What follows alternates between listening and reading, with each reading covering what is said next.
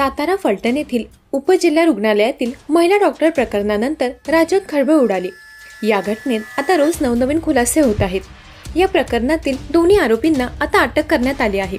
दरम्यान आता याच प्रकरणी सामाजिक कार्यकर्ते विजयसिंग बांगर यांनी मोठा आणि खळबळजनक दावा केला आहे।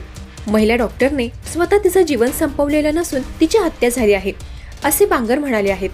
बांगर यांनी माध्यम प्रतिनिधींशी बोलताना हा आरोप केला आहे। महिला डॉक्टरने गरीब कुटुंबातून शिक्षण घेतलं।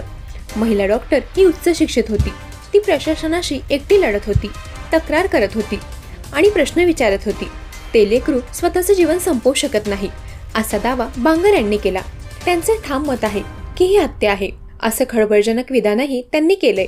महाडिक बदने या सर्व पोलीस प्रशासनातील अधिकाऱ्यांची चौकशी व्हायला पाहिजे। यासह निंबाळकर यांचे पीए यांची देखील चौकशी व्हायला पाहिजे। सर्वात अगोदर महिला डॉक्टरने स्वतःचं जीवन संपवलं की ती हत्या आहे हे शोधलं पाहिजे, अशी मागणी त्यांनी केली आहे। दरम्यान या प्रकरणात आरोपी असलेल्या निलंबित पीएसआय गोपाल बदने आणि पोलीस कर्मचारी प्रशांत बनकर या दोघांनाही अटक करण्यात आली आहे। दोघांची कसून चौकशी केली जात आहे। त्यामुळे या प्रकरणात नेमकं काय समोर येणार याकडे सर्वांचेच लक्ष लागले आहे। सोबतच पीएसआय बदने आणि बनकर नेमका काय दावा करणार, महिला डॉक्टरने स्वतःचं जीवन संपवण्यामागे नेमके काय कारण होते, हेही पाहणे महत्त्वाचे ठरणार आहे।